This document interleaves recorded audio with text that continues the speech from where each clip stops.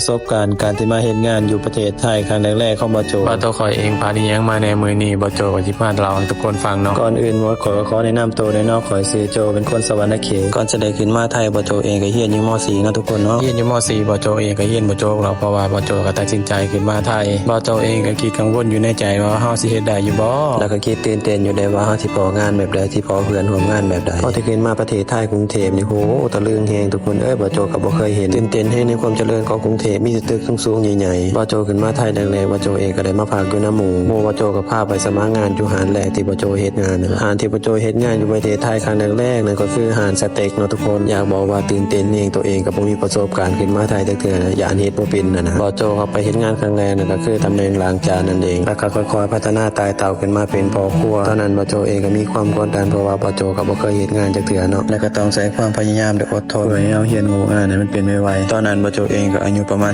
17-18 ปีนี่แหละทุกคนกว่าเฮาสิมาฮอดจุดนี้มันบ่แม่นเรื่องง่ายเนาะทุกคนเนาะแล้วก็ผ่านอีหยังมาหลายๆอย่างก็อีกบ่น้อยนะทุกคนเนาะ